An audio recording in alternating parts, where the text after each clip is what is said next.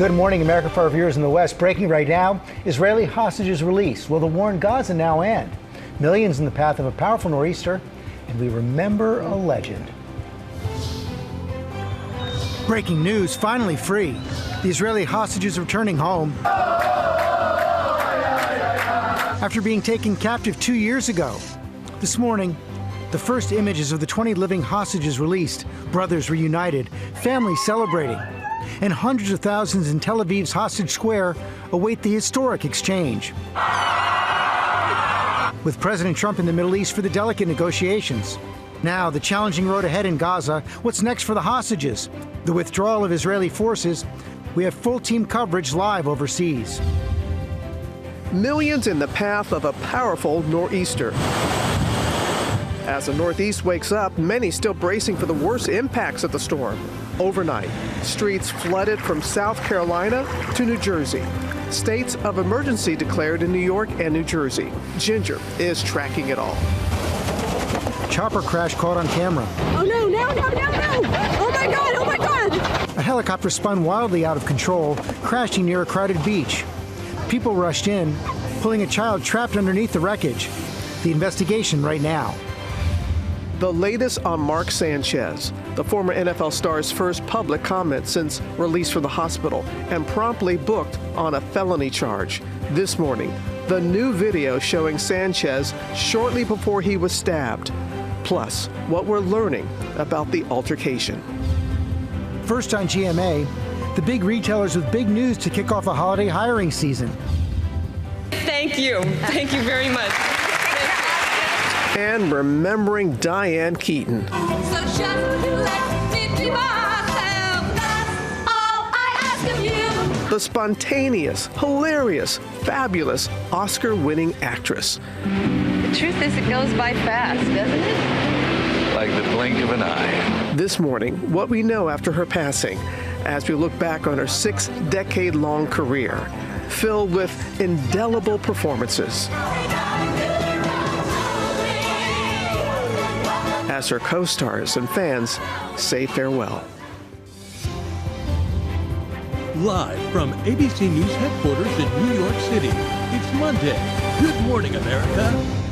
Boy, Diane Keaton was one of a kind. She certainly was. I can't even pick which one is my favorite film from her. Good morning, America. We want to get right to our top story. It's breaking right now.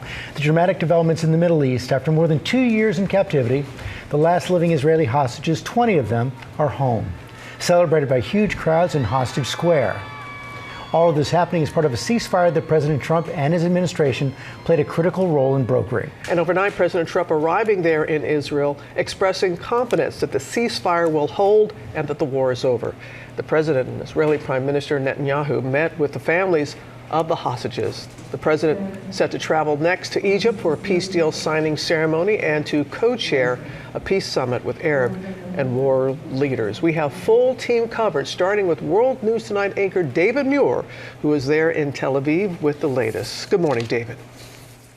Robin, George, good morning. When the sun came up here in Tel Aviv this morning, there was a real hope that the end of this 2-year brutal nightmare just might be coming to a close. And then soon, one by one, the images began to emerge. The final living hostages held by Hamas beginning their journey home. And for loved ones here who waited 2 years and 6 days for this moment, tears at what they were seeing. This morning, after more than 2 years of suffering through brutal conditions, the Israeli hostages have finally come home. Overnight, the 20 remaining living hostages taken by Hamas in the October 7th attack were handed over to the Red Cross at 3 locations.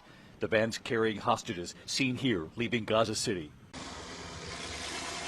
and then crossing back into Israel. The IDF releasing these photos, the first images of the hostages back safely in Israeli custody. Brothers Gali and Ziv Berman, both taken by Hamas, held captive apart from one another, now reunited, embracing after 2 years and 6 days. The hostages transferred to Re'im military base in southern Israel, crowds gathering to meet them. After more than 2 years of uncertainty, families celebrating this morning. The family of hostage Elkanah Botbat cheering and dancing after receiving a video of their loved one ahead of his release. His parents speaking to him, he tells them everything is okay. There have been so many moving videos. Families seen speaking with their loved ones who were still being held by Hamas moments from being freed. In many of the calls, Hamas fighters are visible alongside the hostages. In this video of the mother of hostage Matan Zangauker speaking with her son just moments before his release, she tells him the war is over. You are on your way home. In Tel Aviv's hostage square, thousands gathering and their anxious wait in these final hours. Then jubilation. Tears flowing as the first hostages were set free. But the celebration here for many, bittersweet. Hamas also set to return the bodies of hostages who were killed, including 2 Americans, Omer Nutra and Itai Hen. The remains will be sent for identification before families are notified. All of this part of an historic exchange, with Israel agreeing to release nearly 2,000 Palestinian prisoners, most of them detained since the start of the war. The Israeli hostages were being returned just as President Trump touched down here in Israel. Many of the families of the hostages crediting the president with applying pressure on Prime Minister Benjamin Netanyahu to end the war and to help bring the hostages home. President Trump speaking before Israel's parliament this morning, many inside wearing red and white hats reading Trump, the peace president. The cruelty of October 7th struck to the core of humanity itself. Nobody could believe what they were witnessing. The United States of America grieved alongside you, and we mourned for our own citizens who were so viciously taken. But there remains a very challenging road ahead. In Gaza, more than 67,000 Palestinian lives were lost in this war, according to the Hamas-run health ministry. And hundreds of thousands in Gaza now marching north, returning to see what's left of their homes, and for many, their homes are completely gone.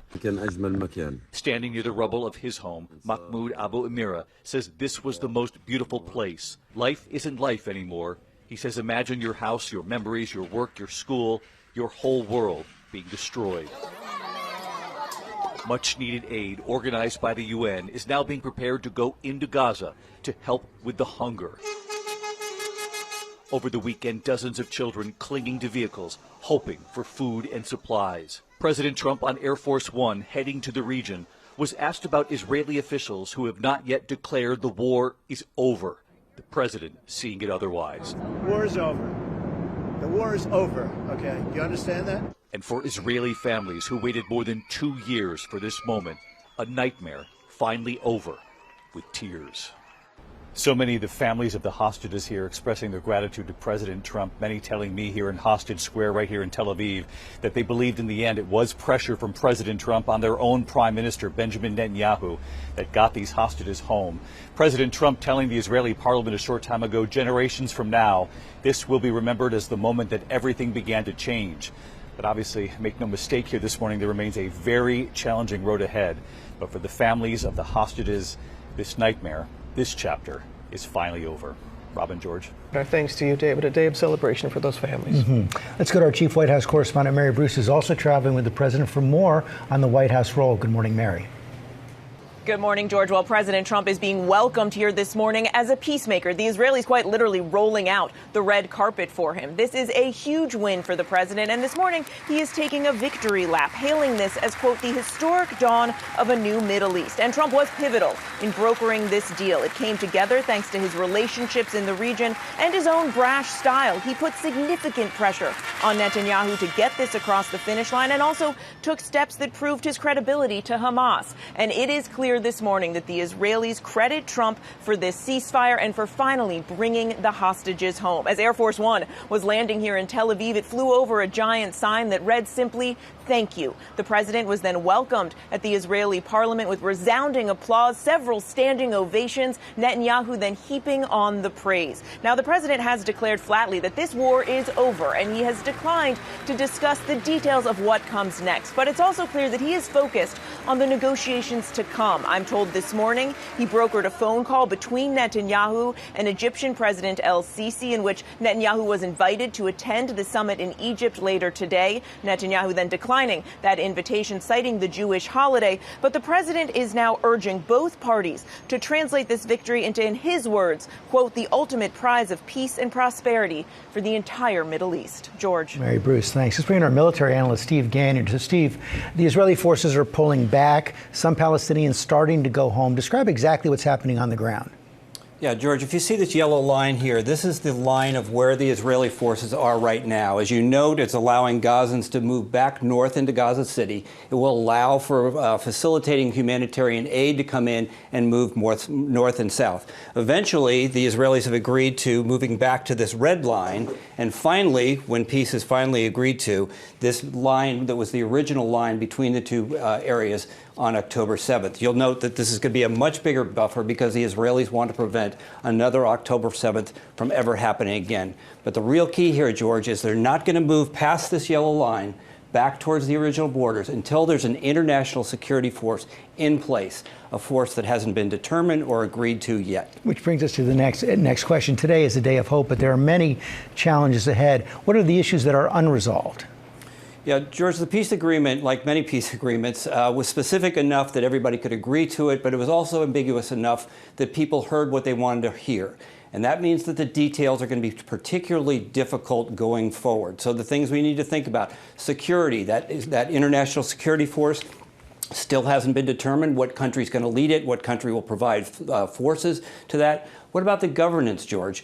We've heard about these Palestinian technocrats. Who's going to provide these basic services? And finally, think about who's going to do the rebuilding, the tens of billions of dollars that are going to be required to rebuild Gaza. So the path to lasting peace is going to be bumpy and long. Steve Gagnon, thanks. Robin? And George, now we're going to turn to the nor'easter slamming the East Coast. Ginger is standing by with the track. But first, let's go to Matt Rivers, who's in Atlantic City for us. Good morning to you, Matt. Hey, good morning, Robin. From a very stormy Atlantic City, you can see the waves there behind me crashing against the steel pier as the threat of coastal flooding really remains quite high throughout the day, alongside beach erosion like this from this storm that just won't leave. This morning, millions in the path of a powerful nor'easter, flooding the streets from South Carolina to New Jersey. It's heavy, it's brutal, it's misty. High tides and raging waters crashing at the beaches in the Garden State. You can see this high tide surf just pummeling the beach here in Atlantic City. New Jersey declaring a state of emergency for the wind and the rain, but also for a significant chance of beach erosion and dune breaches. In Virginia, inundated roads flowing through residences, barriers floating through the streets. It's about the highest I have seen it in a long time. The system battering the Carolinas, waves pounding into these buildings, demolishing pools, pushing sand toward this Outer Banks motel. Drone footage capturing the magnitude of the damage in Buxton, debris slamming into this home as the ocean water runs under homes and through streets. Vehicles stranded in the sand after a dune breached. And in North Myrtle Beach, erosion creating massive cliffs along the beachfront. This as high winds causes thousands of delays across the Northeast during the holiday weekend.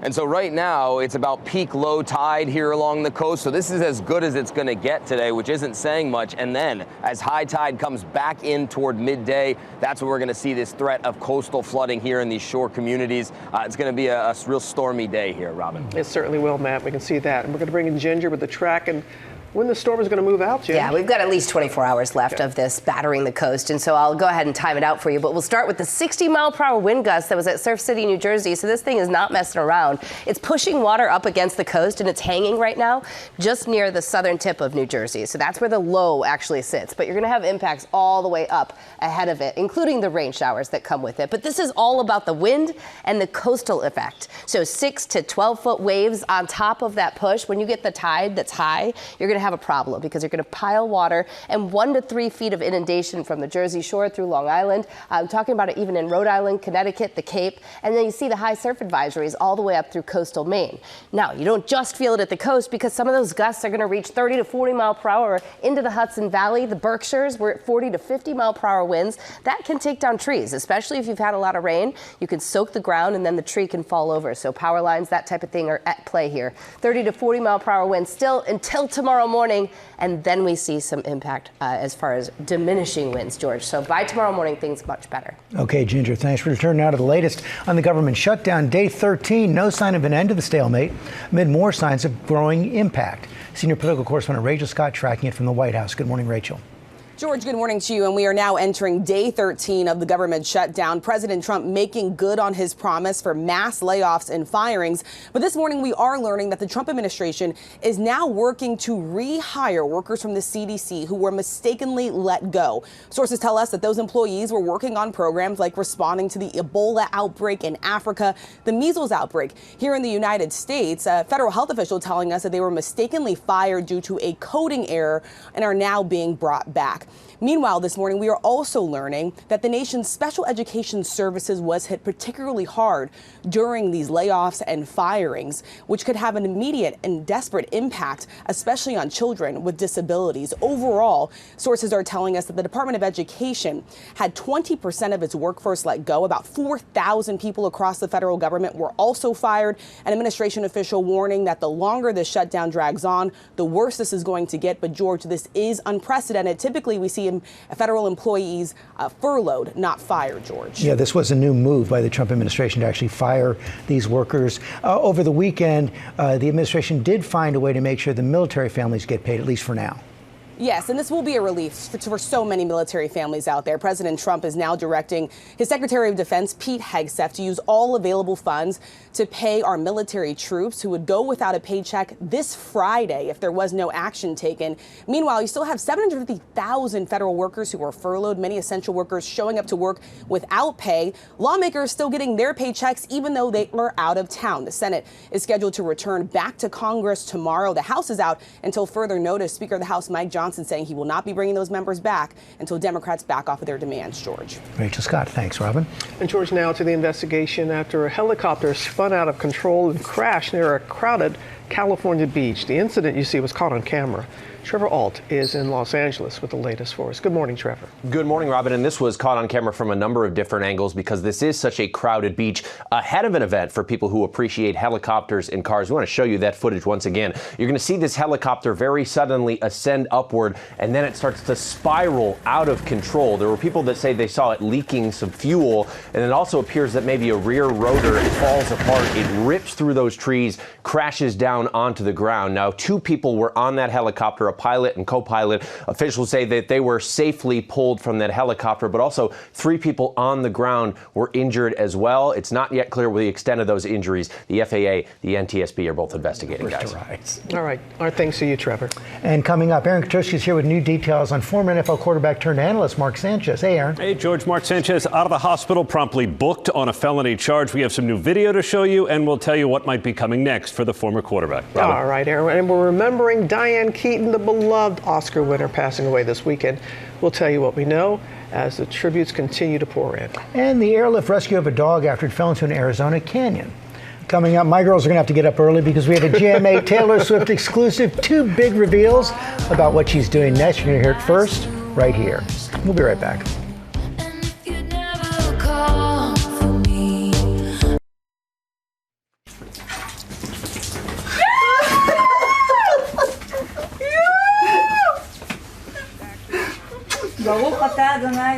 That emotional moment happening earlier this morning, one of the Israeli hostages reuniting with their parents.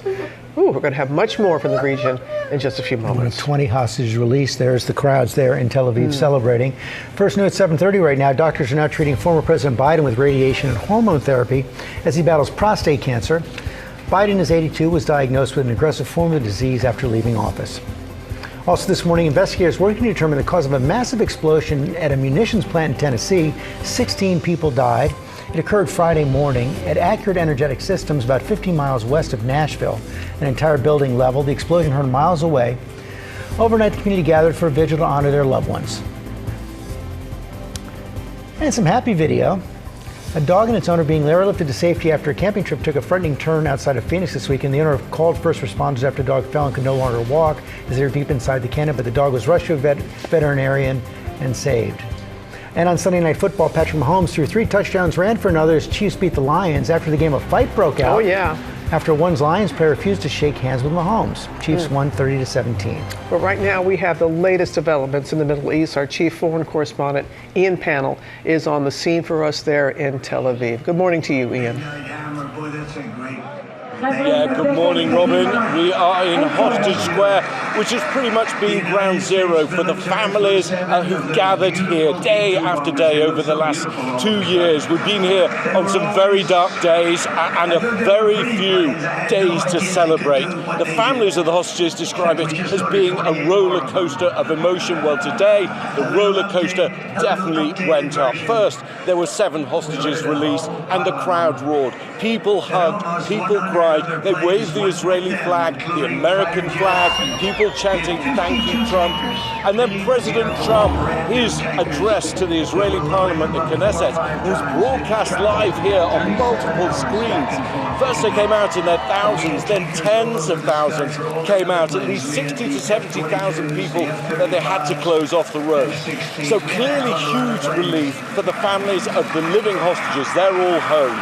But the heartbreak goes on for the families of the other 28. We understand from the Hostage Families Forum that there are only 4 of the deceased hostages who are going to be released. They're accusing Hamas of reneging on that deal and calling for the Israeli government to act. But I think for most people here right now, they will be concerned by that. But today was a day when Israel got its smile back. George. Ian Pannell, thanks. We return now to the Mark Sanchez case. The former NFL quarterback was officially booked on a felony charge Sunday as we're seeing new video from his physical altercation with a 69-year-old truck driver. Chief Investigative Correspondent Aaron Tursky here with the details. Good morning, Aaron. And good morning to you, George. Mark Sanchez has made his first public comment since this charge of drunkenly assaulting a truck driver. He says he's focusing now on his recovery. This morning, former NFL quarterback turned analyst Mark Sanchez is out of the hospital and booked on felony battery and other charges. Sanchez telling a Fox affiliate, "I'm focused on my recovery and I just want to see my wife. I want to see my son and my 2 baby girls." Sanchez was in Indianapolis to call last Sunday's Colts-Raiders game, but ended up stabbed, hospitalized, and arrested after a violent altercation in a hotel loading dock. This video obtained by TMZ shows Sanchez in the moments just before. You can see the truck pulling into the alley to collect used cooking oil from the hotel. Then Sanchez appears in the same alley where prosecutors say he attacked the driver, 69-year-old Perry Toll, who told police he thought to himself, "This guy's trying to kill me." The allegation here is that Mr. Sanchez pursued this individual around the vehicle, and it's Mr. Sanchez who really was quite persistent. Sanchez was pepper sprayed and stabbed. This video shows him clutching his wounds. Toll's attorneys say in a civil lawsuit the driver suffered severe permanent disfigurement, loss of function, other physical injuries, emotional distress, and other damages. My client's a 5'8", 165-year-old senior citizen, 69 years old. Mark Sanchez is a former professional athlete, 6'2", 235. He's just thankful to be alive and is recovering at home with his wife. Court records say Toll claims Sanchez smelled of alcohol and his speech was slurred. The results of toxicology tests are pending. Now, Sanchez expressed gratitude to the surgeon who said he saved his life in the hospital, but his legal predicament is just beginning. Prosecutors say there could be additional charges, Robin, as the investigation goes on. This is far from over. Yep. All right, Aaron, thank you. Now on GMA, with new details on the death of beloved screen icon Diane Keaton, tributes pouring in from all around the world after her family revealed the news over the weekend. Chris Conley joins us with much more right now. Good morning to you, Chris. And good morning to you, Robin. Details on her final days are emerging. Songwriter and friend Carol Bayer Sager telling People that the 79-year-old Keaton had lost so much weight this year. People also reporting news of a recent decline in her health was closely held by her loved ones, not shared even with longtime friends. Her passing stirring up so many memories of her wonderful performances, like the one when Diane Keaton didn't even have to speak a complete sentence to win all of our hearts. Diane Keaton's performance in the title role of Annie Hall made her a national sensation, a Best Actress Oscar winner, and a movie star evermore. Oh, well, la-di-da, la-di-da, la-la. Fresh and funny and fascinating, her look sparking a major fashion trend of the 1970s. She'd also play Kay Adams, the eventual spouse to Al Pacino's Michael Corleone. You say you love me, and then you talk about allowing me to leave. Keaton also teaming with star and director Warren Beatty for the 1981 epic Reds. Portland, come to New York. You ought to be in New York. Thank you very much. I'll remember that. What? I'll remember your advice. But comedy remained her first love, where her on-screen glow and spontaneity shined. Just, take care of it. It's very agreeable.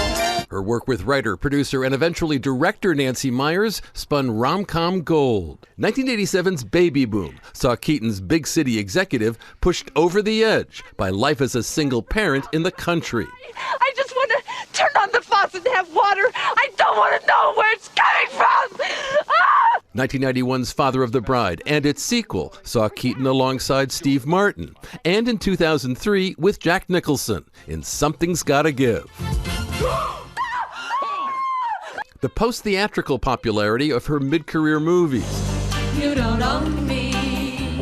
like her bankability-boosting hit The First Wives Club with Bette Midler and Goldie Hawn, saw Keaton earning the affection of younger fans, something she discussed with our Will Reeve back in 2022.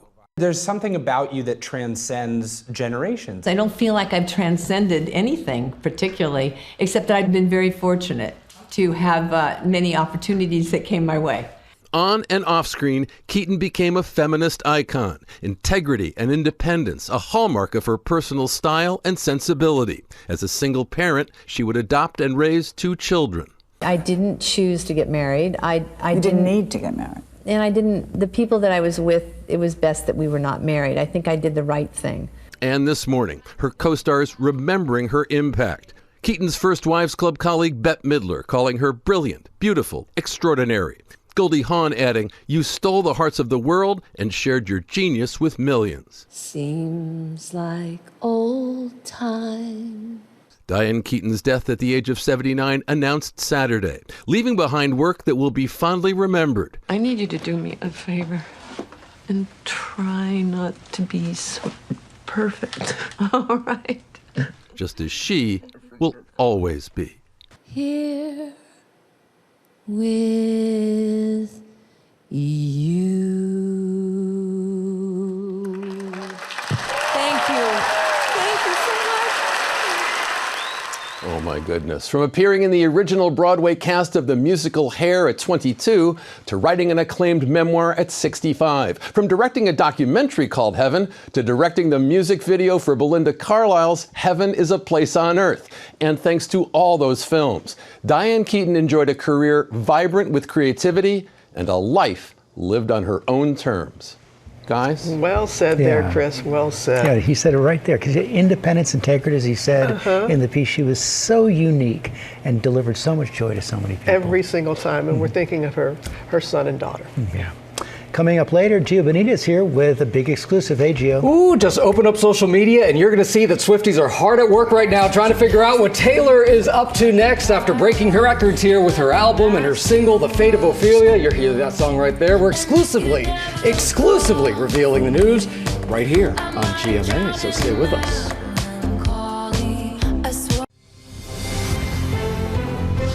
Good morning, America. It's 8 a.m. Finally free. The Israeli hostages home. After they were taken captive 2 years ago. This morning, the first images of the 20 living hostages released. Hundreds of thousands in Tel Aviv's Hostage Square awaiting the historic exchange. With President Trump in the Middle East for the delicate negotiations. The sun rises on a holy land that is finally at peace. Now the challenging road ahead in Gaza. What's next for the hostages? The withdrawal of Israeli forces. New research. Could GLP-1s curb more than just your appetite for food? How the popular weight loss drugs could help treat drug and alcohol addiction. First on GMA, the big retailers with big news to kick off the holiday hiring season. And the stars are here live in our studio with Patricia Arquette, Jason Clark, and Bradley Whitford, plus Harlan Coben and Reese Witherspoon. We're kicking off a big week as we say Good Morning, America. Live from ABC News headquarters in New York City, it's Monday. Good morning, America. And good morning, America. Hope your week is off to a good start. Tori Johnson is here with a fall festival deals and steals. Products to help around the house and keep you cozy as the weather starts to get a little cooler. And it just so happens that Taylor Swift has an exclusive announcement revealing what she's up to next. This after shattering record after record with her new album, The Life of a Showgirl. Don't worry, we have all the details. She's always bringing us something special. She really is. First look at the top stories breaking at 8. We start with the latest on the developments in the Middle East. After more than 2 years in captivity, the last living Israeli hostages, 20 of them, are home. Celebrated by huge crowds in Hostage Square. And all of this is happening as part of a ceasefire that President Trump and his administration played a critical role in brokering. The president set to travel next to Egypt for a peace deal signing ceremony and to co-chair a peace summit with Arab and world leaders. I want to go back to Chief International Correspondent James Longman in Egypt. Good morning, James.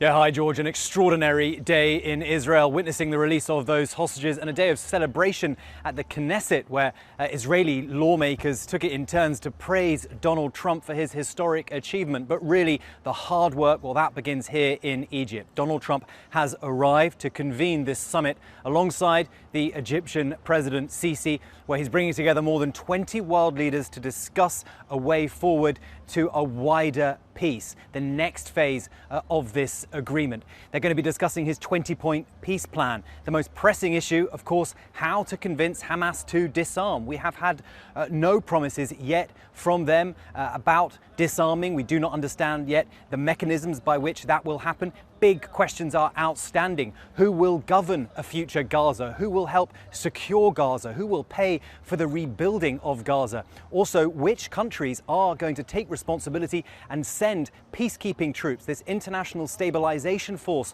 which the plan mentions, into Gaza? And of course, the big question, can there ever be a viable Palestinian state? There are going to be many, many roadblocks along the way, many difficulties in getting any of this to happen. And it's when those difficulties are reached, that is when this ceasefire will be vulnerable. George? Thanks. Let's go now from our chief White House correspondent, Mary Bruce, in Tel Aviv, talking about the White House role. Good morning, Mary. George, good morning. Well, the president is being celebrated here, welcomed as a peacemaker. He is hailing this as, quote, the historic dawn of a new Middle East. This deal was brokered in large part thanks to President Trump's relationships in the region and his own brash style. The president conceding that he put significant pressure on Netanyahu to get this across the finish line and took steps to prove his credibility to Hamas. This is a huge success for President Trump, and it is clear this morning that Israelis credit him for this ceasefire and for finally bringing the hostages home. Trump was just welcomed in the Israeli parliament with resounding applause, several standing ovations, the prime minister heaping praise on him. The president is taking a victory lap, but not focusing much on the details of what's to come. He has flatly declared that the war is over, but declined to detail phase 2 or how it will be achieved. But he is focusing some on the negotiations that will come. This morning, I am told he brokered a phone call between Netanyahu and Egyptian President el-Sisi. The Egyptian president then inviting Netanyahu to come to that peace summit this afternoon. Netanyahu declining, citing the Jewish holiday. But the president stressing that both parties now need to translate this victory into what he calls the ultimate prize of peace and prosperity for the entire Middle East. Robin. Many anxious to see what happens next here. All right, Mary, thank you. We're going to turn now to major retailers and the holiday hiring outlook. Amazon just now making a big announcement on its plans. Of course, Chief Business Correspondent Rebecca Jarvis, all over it for us. Yeah, Robin, good morning. Nice to see you. And if you're looking for seasonal work or a side hustle, now is the time to apply. Amazon will hire 250,000 workers who can earn, on average, over $19 an hour. That's $1 more than last year. Okay. New job postings will roll out every week now through December. Meantime, Target and Walmart, instead of a big seasonal hiring push, they are mostly offering additional hours to their existing employees. Target is also going to lean into its on-demand team. That is a group of 43,000 employees who pick up shifts to fit their schedules. Now, if you're looking for a seasonal job that turns into full-time work, Kohl's is hiring across the country in their stores and their distribution centers and their e-fulfillment centers with the potential to transition into long-term. Macy's is also hiring for the holidays, and not just for Macy's, but also Bloomingdale's and Bluemercury. They're looking for full-time and part-time holiday employees for their stores, their distribution and fulfillment centers. Their next in-person hiring event at select stores, that comes up on October 23rd, guys. So sometimes this can turn into a full-time position. It can turn into a full-time position. You got to shine. Okay. Make sure you do the work. Okay. What you do, you shine, you do the work. Back Rebecca. at you, Robin. All right, Becky. Coming up on our GMA morning menu, a GMA exclusive, Taylor Swift. 2 big reveals about what she is doing next, and you'll hear it right here first. Also ahead, Reese, Witherspoon, Harlan, and Coben are here. They've cooked up a great new thriller. Can't wait to hear about it. They're going to tell us about it in a little bit. It gets Reese's approval, I can tell right now. And Patricia Arquette and Jason Clark, look, they're here telling us about their new series. And Bradley Whitford is here. He's going to tell us about his new role in the reunion that has a lot of West Wing fans buzzing. It's all coming up on GMA. We say it every day. You don't want to know what we said during commercial. You really don't want to know it today. But we're back with our GMA cover story. Yes. New research suggests popular diabetes and weight loss drugs could help curb alcohol and drug cravings. Our chief medical correspondent, Dr. Tara Narula, is here with the details. Tell us about the study. Well, George, this was a review of 40 studies that really looked at the connection between GLP drugs and alcohol and substance use disorders. And they did, in fact, find that preclinical and clinical studies show that these GLP drugs seem to reduce both the use and craving for alcohol, tobacco, opioids, and other psychostimulant substances. So you may be wondering, how could that be? GLPs, we think about them in the intestines, they're produced in the intestines. Well, actually, they're also produced in the brain. And there are receptors for GLPs spread throughout the brain in areas that control things like stress, reward, satiety, or the sensation of fullness. So the idea is that you're probably interacting with or touching these pathways in the brain that may also be the same pathways affected by addiction. We also know that obesity, certain forms, and addiction also share similar crosstalk and pathways in terms of neuroimaging studies like PET scans that have shown areas of the brain light up with certain types of foods and also addictive substances. Neurotransmitters that we see in obesity also similar to the ones in addiction. So there's a lot of reason why these pathways may overlap. Also, some of the drugs that we use to treat alcohol use disorder, a substance use disorder, are similar to the drugs, or actually are the same drugs in cases we use for obesity, like naltrexone or Topamax. So it definitely makes sense biologically how there could be this interaction there. This is so fascinating. Really interesting. Because you always thought about internally, but not correct how it affects the brain. Talk about why this is important. Well, Robin, when you think about the fact that 46 million adults are affected by alcohol and substance use disorder and 2 million adolescents, and the reality is we don't have a lot of great drug therapies for these individuals, the suffering is on an individual level, a society level, a family level. The problems that come downstream with medical issues like cancers that are associated with obesity, cardiovascular disease, liver disease. And then, so to have a drug therapy that could work in a situation where really less than a quarter of individuals with these alcohol and substance use disorders are being treated could really open the door to help a lot of people. Now, the researchers point out this research is early, so we do need a lot more research to understand the mechanisms about how this is working in the brain, number one, and also is there a clinical effect long term that could be adverse in terms of side effects for using the drugs, in particular in people who have alcohol and substance use disorder. What do you think, because when you think about it, I mean, I know GLP-1s have been around longer than we know. Yes. But people are still concerned about long-term effects. We still don't know long-term effects, do we? So these drugs, actually, I mean, who would have thought that the venom of the Gila monster in the 1990s would become the beginnings of the GLP drugs? That's where it came from. But we have studied these in diabetics for a long time, for over 15 years. So we really do have a good understanding of the side effects of these drugs and the safety profile. But we're seeing them used, Robin, for indications or being studied for things like Alzheimer's disease and Parkinson's, liver disease, osteoarthritis in the knee, polycystic ovarian syndrome, heart failure, chronic kidney disease, and now addiction. So it's just incredible what we've seen in terms of the potential implications. All from the Gila monster. So you heard it from the Gila. I guess that's the G. Yes, in the there GLP. you go. Dr. Narula, thank you as always. Thank you really you. break it down and help us understand. We have a new trend in cosmetic surgery, especially among young women. More and more are getting breast reductions. Faith Boubé is here with a look at what's behind this. Good morning, Faith. Yeah, good morning to you, Robin. Doctors say there are several things women should consider before this type of surgery. Is your body done growing? Are you at a stable weight? Do you plan on breastfeeding? So many young women right now pondering these questions and deciding yes. And here's why.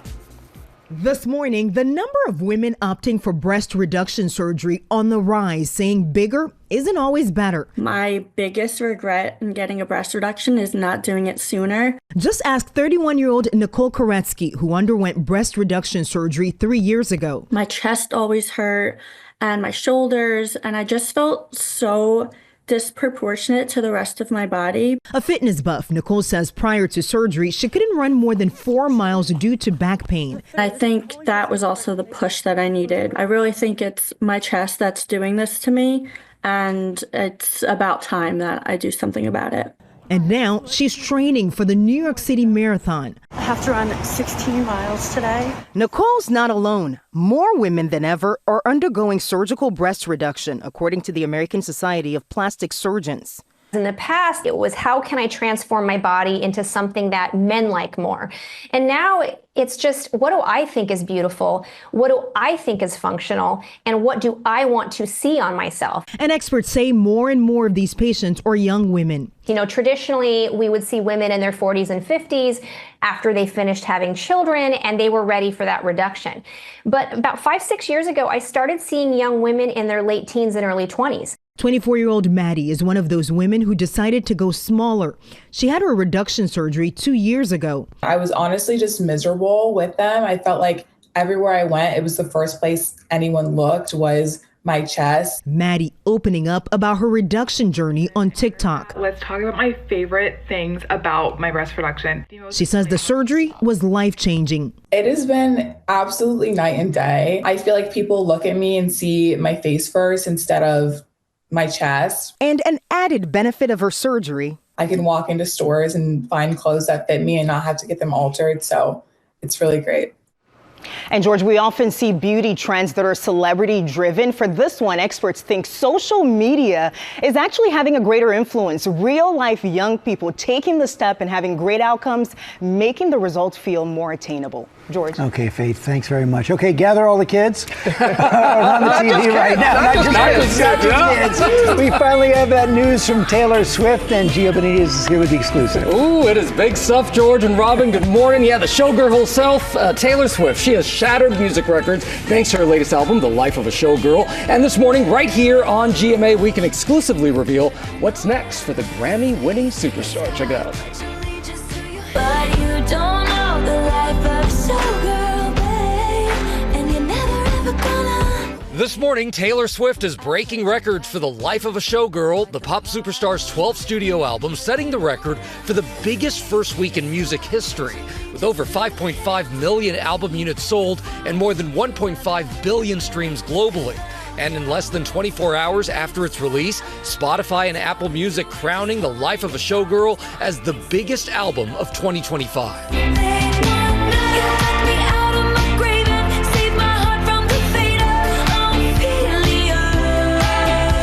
The lead single, The Fate of Ophelia, shattering the record for most single-day streams ever for a song on Spotify with a whopping 31 million streams. And this morning, Taylor Swift is bringing the streaming event of an era to Disney+. And welcome to the Eras Tour. 2 brand new projects, including a behind-the-scenes docuseries chronicling the Eras Tour. People like to talk about phenomenons, almost as if it was pieces falling into place. As if it just happened. The Eras Tour wasn't when all the pieces fell into place. This tour was just when every single one of us who had done so much work, pushing inch by inch, to where we all clicked together.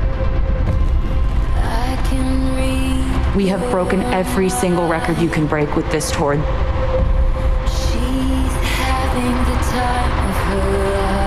The only thing left is to close the book.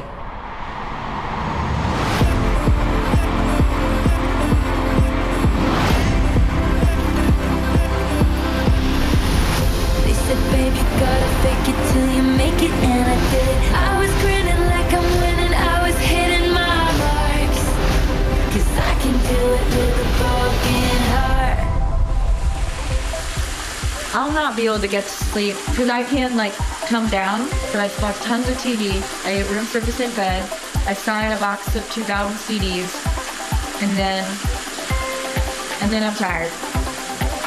And then we do the whole thing again. Oof, now that is a promo. Both of those new projects, the end of an Era docuseries and the Eras Tour final show, they will begin streaming December 12th on Disney+. 6-episode docuseries. Are you hearing the screaming from the Yeah. control room? Oh, yeah. The control room. I was going to say, I think we have to thank Taylor Swift for doubling our Monday morning viewership. Yes, exactly. That's right. And actually Easily. for being so generous to us over the years for so long. Always has been.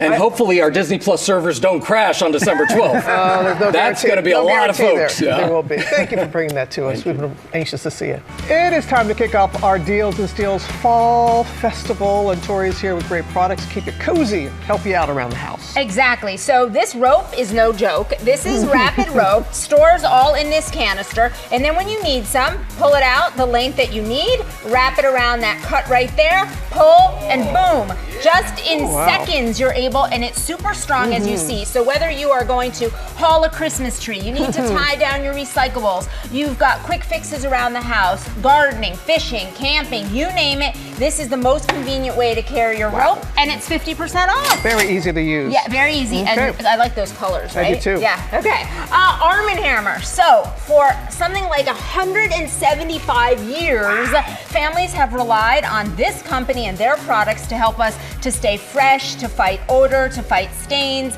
all while stretching our budget with very affordable prices. They today are making their GMA Deals debut. I love a little newbie. So we've got everything from products to keep your fridge fresh to all of the laundry detergent to keep your laundry fresh, not just clean, but we've got the odor boosters. There is something, I mean, there's even whitening toothpaste. I didn't know that. Right? They've got so many different products, and we've got all of the best sellers at 50% off starting under $5. Okay, we got a newbie and we got a favorite right here. We do have a favorite, Yeah. Luminara. What I love about this is it's a lifelike flicker, It really is. but as you see, there's no flame here. It's not an open flame. So this is perfect for households with kids, pets, or people, quite frankly, who maybe forget that they have a candle burning. Right. So you like the ambiance. The other trick about these is this is real wax. These are all made with premium wax, so you really get something that looks beautiful, and then everything's controlled on this remote control. You want to, you do the honors if you press that off button, you're going to see how easy it is. Yep. Wow. So I've got them on separate remotes, but the more you press, they'll go on and off. They've got 5-hour timers. These are fabulous. They look great. We've got all of the fall and Halloween options, and they're all 50% off. And they're beautiful. They're so pretty. Yeah, okay. So pretty. All right. If you have ever over or undercooked an egg or pasta, Who hasn't? Who exactly. hasn't? This from Brainstream is for you. So you would pop this egg right into the boiling water with your regular eggs that you're boiling. Okay. And then it's going to make a sound with music. This one's rigged here. You could press that button. So it's got 3 different sounds. One is for, if you just push it once, then push it again. Yeah. There's 3 different sounds, one for a soft, medium, or hard-boiled egg. So it's gonna sing when it's time to stop the eggs. And then for your pasta, we've got Chef Al Dente here. You're gonna put him in the water with the pasta. What's he gonna do? And he's gonna sing for you the different levels so that you can make sure that you don't have pasta that is soggy or either overdone or underdone. Perfect food every time, all 50% off. That these is smart genius. sensors. All right, Never thought of that. You want to feel the softest thing? Put your hand right here. I created a little pocket for you here from Minky Couture. Feel how soft that yeah. is. So you get unbelievable softness plus a design that is worthy of display. We've got all of their fabulous blankets. They've got a perfect amount of stretch to them, so they just hug your body. And then it's not too soon to start planning with those luxurious stockings. Everything's up to 60% off plus free shipping. Feels so so good. I've been seeing this. Yes, Okay, this is the they broom really bead. work? They really Yeah. work, and they will leave nothing behind. So glass shards, pet hair, Mm-hmm. dust. This picks up everything because of this perfect wedge right here. Then for small things on a counter, we've got this little one. Mm-hmm. The dustpan also will ensure that you leave nothing behind. All 50% off, Robin. Different options, $10 to $20. The best way to clean up. None of the crew, you're not going to sweep. We got the brooms right here. You got a little nothing. Oh, because we partnered with these companies. Thank you, Tori, with these great products, and you can get them at gmadeals.com or the QR code on your screen. Patricia Arquette and Jason Clark are here when we come back. Welcome back to GMA, live from New York City. And we're back now with Patricia Arquette and Jason Clark. They're starring in the new Hulu series, Murdoch, Death in the Family, based on the real-life case that dominated headlines nationwide, shocked the South Carolina community. We thank you both for joining us this morning. And this is something that we covered, many people covered as well. You're unrecognizable as Alice Murdoch. Just talk about how you approached this role. I did it the hard, old-fashioned way. I sat down and started eating a lot to begin with, Yeah. We couldn't do prosthetics just because of a number of reasons. We decided to do it, so I had to put on the weight, find the accent, find the love. Yes. But we see like the relationship. That was the hard part. It was like, I think I watched a lot of your stuff for research. There's so much material, the trial and the accent, and and then I had to take it all off for the last, when he's in prison. But we got there. We had a good time doing it. Yeah, we took off as much as I could anyway. While he's for the courtroom stuff, when he's on trial, and because he shedded all that weight, and funnily enough, he actually looked bigger and stronger as the trial went along, because he was off the drugs. He was having to clean out and face reality. We didn't see a lot of Maggie in our coverage. How did you approach her role? Well, we were so lucky that we had, Mandy and her podcast. So she told us a lot about the character, and she had done a lot of research. So there were little things about Maggie that we don't really know. Like she would carry her cash in a plastic bag in her purse, and what kind of food she would make for the kids, or what she liked to cook, or all these kinds of things like that. But for me, it was very interesting, this concept about being in a marriage. You get very normalized to this kind of person, you let a lot of things slide, and then you start to realize you really have no idea who you're married to. Because you've normalized it. You've made it normal. Yeah.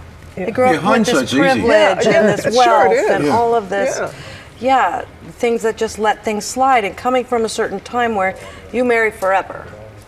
Yeah, but you're right. The hindsight is 2020. But So when it's you're in it, 2020. I mean, Patricia, she makes a fully fleshed woman. The thing that I find heartbreaking is that she loved, and they loved, and they had these beautiful children, and you're still stuck with the same thing. I think when you reported it, how does a man, or how does a family come to that point? Unravel to such a How degree. does it unravel to that point? Yes, and it's not some big jump off a cliff. It's incrementally, and it's just the surprise that the town had. It's the surprise that that Patricia had, that we've all had, of this man inside with these dark, great white shark eyes. yeah, that's it. Let's take a look a little bit right now. I gotta go. Where are you going? Oh, something's up. With Eddie? Whatever that lowlife wants can surely wait. It's my cousin, Mags. Maggie? Maggie, call from the caterer. I'll be right there. Hey, we got family here. You ain't gonna miss me none. You're gonna be out till sunrise. What do you want me to do, Mags? Huh?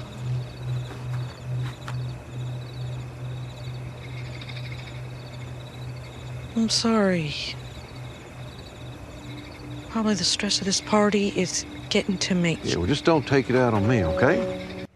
Okay, you both are brilliant. So much Can we just- gaslighting. No, really, just that scene right there. And you alluded to this, Jason. This is not a typical murder mystery. This is about choices, and really makes you, as the viewer, take a look at yourself at what choices you can make. Hopefully, absolutely. I mean, responsibility. It's incremental before it gets away with you, before you end up standing up there. And what he said to the judge was, the webs that we weave, and you go, it's Shakespearean, but he was right. It starts in little things, doesn't it? I mean, still, nobody expects it to end up where it ended up. No. There's something extraordinary and horrific about what was inside of him. You say it also poses the question of what do we want our story to be? Yeah. Yeah, I think definitely. I mean, I think looking at this family and how normalized everything had been, this kind of generational entitlement, excess, capacity to, you know, he was friends with all the They were police, kind of the royalty in justice parts of South system, Carolina, yeah. that whole kind of thing, and how that kind of entitlement can actually be horrible for you. When you're not being held accountable for the little things as you go through life, you just start steamrolling. You lose sight of what's important. You know, at the end, this man's pyramid of importance in life was not good, and he decided to do what he did. And you go, well, yeah, I mean, he had a family, he had so much. Right. And, you know, yeah, now he was sits in given jail so without much. anything, Yeah, you know. but it's like choices. It's the It choices is, that we make. yeah. Yeah. Can I ask you, can I see Harmony right now, Severance? Because I'm going to say 27 nominations, Emmy nominations for the second season. Yeah. The third season is upon us. Can you just a little something. Just a little, Wincy bit. You know, You're so nice. My little inner Harmony comes out, and I just want to lie about everything. But I actually, I haven't even read one script. So. No. Yeah. So. And she couldn't tell you even if she had. I do know some things, but I'm not telling you. You're good. You're good. Well, Patricia, She is good, isn't she? Yes, as are She you. is. She's so cool. You're so cool, huh? You are, she is. You are both a delight. Thank you. Aw, Thank you for thanks. sharing. My mom has always said, we all have gifts, discover yours and share them with the world. And you've done just that. Oh, you too. Thank you. Thank you, guys. Thank you very Thank much. you. Murdaugh, Death in the Family premieres this Wednesday, October 15th on Hulu. All right. 3-time Emmy winner Bradley Whitford, who's bringing a beloved duo back to our screens thanks to his role in season 3 of The Diplomat. Please give it up for Bradley. Come on. We out here. Yeah. He got up early like this. You and Allison Janney back together again. It's really fun. You're the first gentleman this time. Yes. Yeah, it's sort of like Doug Emhoff if he wasn't happy about it. He's getting used to sort of playing tambourine in this relationship. But yeah, being with Allison just feels... And you guys are true friends. Yeah, we went through this very intense experience many years ago together on the West Wing, and it's so fun to take all that history. She's one of my favorite people in my life, and she's one of the greatest actresses on the planet, and it's a real I know joy. she feels the same about you, and we'll ask her tomorrow when she's ask her tomorrow. But show's creator, I want to get this right. The show's creator, Deborah, calls you, Carrie, Russell, and Rufus Sewell an insane bag of candy. That's how she refers to you, an insane bag of candy. Well, this woman can write. Deborah Kahn was one of our greatest writers on the West Wing, and she writes incredibly smart, incredibly funny, incredibly sexy, complicated dialogue. So it's a lot of fun. And Rufus Sewell is incredible. I've been in love with Carrie Russell as an actor forever. And Isn't she great? It's a joyous set. It feels very lucky. And you've been joyous. We've been watching you for quite some time. For quite a while. No, I'm looking. People don't realize you did some soaps back in the day. Oh, God. Yes, I did. I did. It was All My Children. All My Children. Yes. Yeah, there he is. Do you draw from that at all? Look at the little pup. Look at the pup. Yeah, I haven't changed at all. No. But do you draw from that experience? There's no sound, and I can tell I'm overacting. Oh, jeez, God. Oh. I stand behind none of my work. Tell me about that kid you just saw there. That kid, the overacting kid? I remember it was terrifying being on a soap opera back then because they shot so incredibly fast, which is why I'm acting so badly. And not just any soap. I mean, All My Children had quite a following. There was a guy on there, David Canary. Remember David? I do remember him, right. He was a brilliant actor.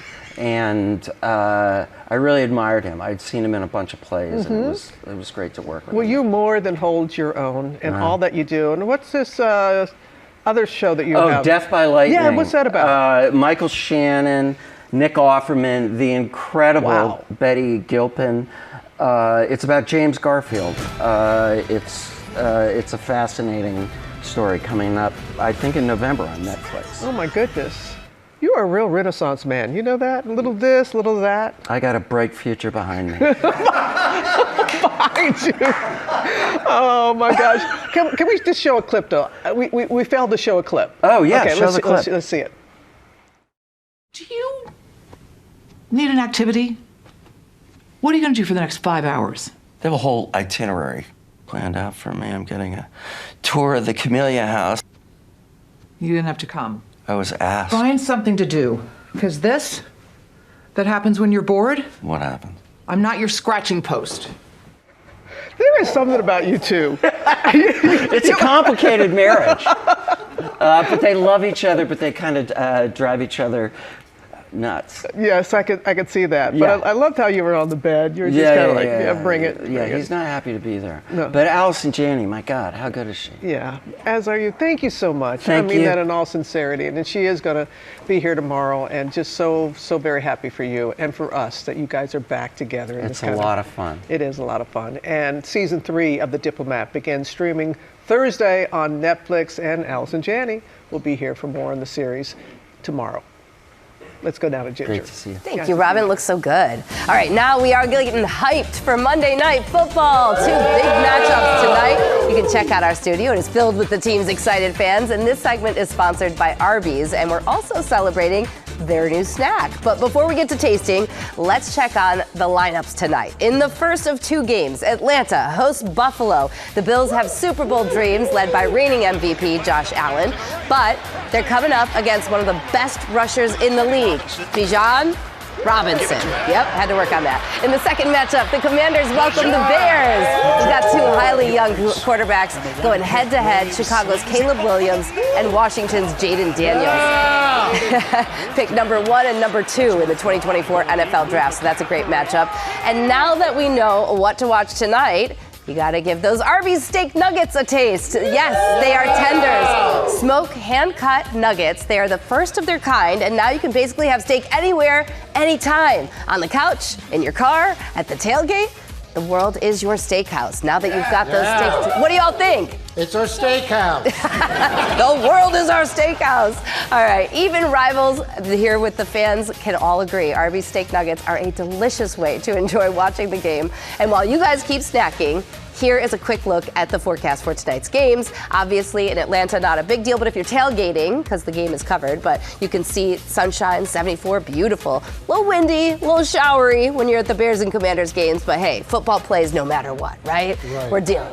All right, you can catch the Bills and the Falcons tonight at 7 p.m. Eastern on ESPN, and the Bears and Commanders kick off at 8 p.m. Eastern on ABC. We are packed with stars this morning. Reese Witherspoon, Harlan Coben are here next. They're going to tell us about their new thriller.